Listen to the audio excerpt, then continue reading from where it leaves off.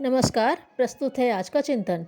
जो घटनाएं आपके चारों ओर घट रही हैं, जो घटनाएं भूतकाल में घट चुकी हैं, उनको उपेक्षा की दृष्टि से मत देखिए, वरन जहां तक हो सके हर एक पर पैनी नज़र फेंकते चलिए और यह विचार करते चलिए कि किन कारणों से ऐसे अवसर उपस्थित हुए या होते हैं। उन कारणों का सामयिक परिस्थितियों से कितना सामंजस्य है।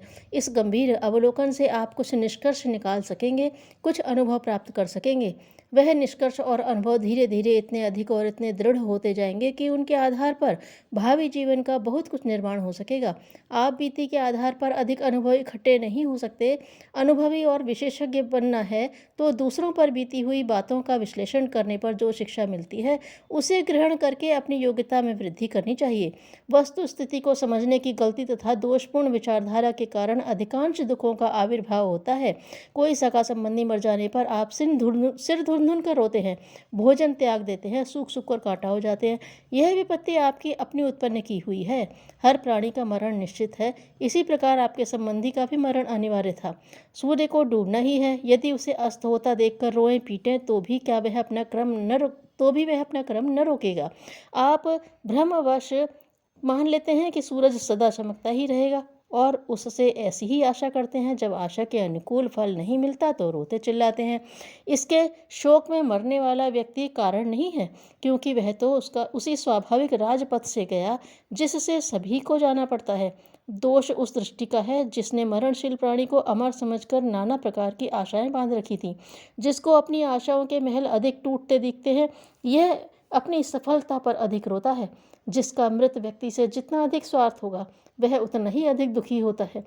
जिसने उससे कुछ आशाएं नहीं बांध रखी थी, उससे कुछ स्वार्थ नहीं जोड़ रखे थे, उसे दुख क्यों होगा। रोजाना अनेक मुर्दे निकलते हैं और जलते हम देखते हैं, पर एक बूंद भी आंसू नहीं निकलते। पर जब अपना स्वार्थ संबंधित मनुष्य मरता है तो रो रो कर व्याकुल हो जाते हैं।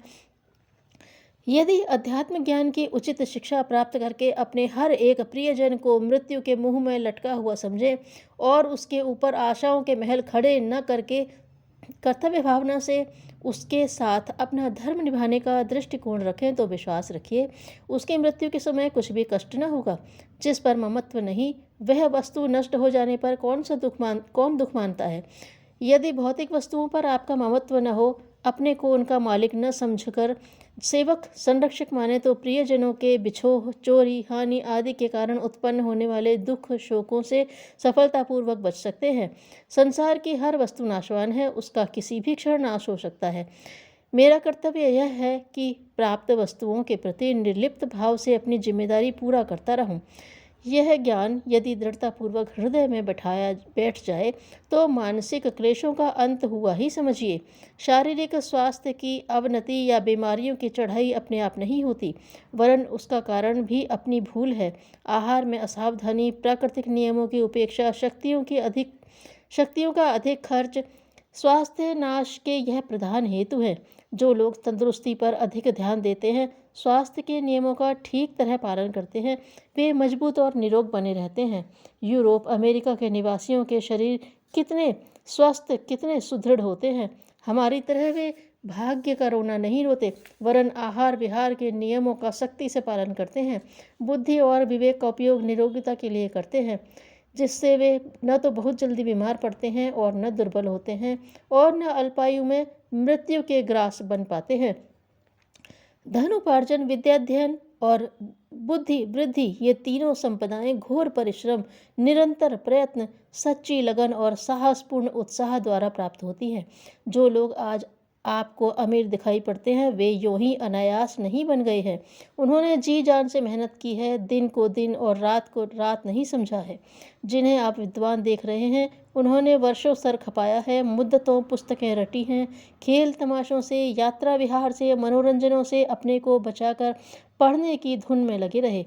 जिन्हें आप बुद्धिमान देख रहे हैं, उन्होंने बुद्धिमानों की संगतियां की हैं, ठोकरें खाई हैं, बुद्धि को घोड़े की तरह चारों ओर दौड़ाया है, समस्याओं को सुलझाने में गंभीर मनन किया है, ज्ञान लाभ के लिए कष्ट कर कार्यक्रम को अपनाया है। यदि वे लोग ऐसा न करते तो उनका धनवान बुद्धिमान बनना संभव न था। उद्योगी पुरुष ही लक्ष्मी को पाते हैं और कायर पुरुष से सदैव देव देव पुकारते रहते हैं। यदि आप संपदाएं प्राप्त करना चाहते हैं तो वे उपहार की तरह किसी बाहर के आदमी से न मिलेंगी, वरन अपनी योग्यता और क्रियाशीलता द्वारा उन्हें प्राप्त करना पड़ेगा। हम मानते हैं कि कभी कभी किसी को अनायास भी बहुत सी सुविधा संपदा प्राप्त हो जाती है, जिन्हें भाग्य की देन कहा जाता है। यह अपवाद है। रास्ते में चलते हुए किन्हीं को रुपए पैसे पड़े मिल जाते हैं, यह अपवाद है। इनसे यह सिद्धांत निश्चित नहीं किया जा सकता कि हर एक को रास्ते में पड़े पैसे जरूर ही मिलेंगे। अनायास मिलने में भी दो कारण होते हैं, या तो पूर्व जन्म का संचित कर्म फल शेष होगा जो अप्राप्त हुआ है, यह अब कर्ज लिया जा रहा है जो आगे चुकाना पड़ेगा। मुफ्त का माल तो एक रत्ती भर भी यहाँ नहीं मिल सकता। यदि पुराना संचित धन मिला है, बैंक में बैंक में जमा पूंजी निकाल दी है, तो यह भी अपने उद्योग का फल हुआ। फिर बासी रोटी के ऊपर या कर्ज लेकर शान बनाने या गर्व करना व्यर्थ है। इसमें कोई गौरव की बात थोड़े ही है। भाग्य एक आकस्मिक घटना है जो अदृश्य कारणों से किन्हीं किन्हीं के साथ कभी कभी घटित हो जाती है। ऐसे 1-2% होने वाले अपवाद निश्चित नियम नहीं बन सकते। सिद्धांत रूप में वही बात स्वीकार की जाएगी जो 99-98% ठीक उतरती है। आत्मनिर्भरता का सिद्धांत सच्चा है। मनोवांछित सफलता प्राप्त करने की कुंजी अपने अंदर है। यह सिद्धांत सच्चा है क्योंकि सर्वत्र यही बात फलित होती दृष्टिगोचर हो जाती है। जो जिसका पात्र है वह उसी वस्तु को प्राप्त करता है। अपने दोष स्वीकार कर लेने का अर्थ है सच्चाई के प्रति प्रेम। नमस्कार, प्रस्तुत है आज का चिंतन।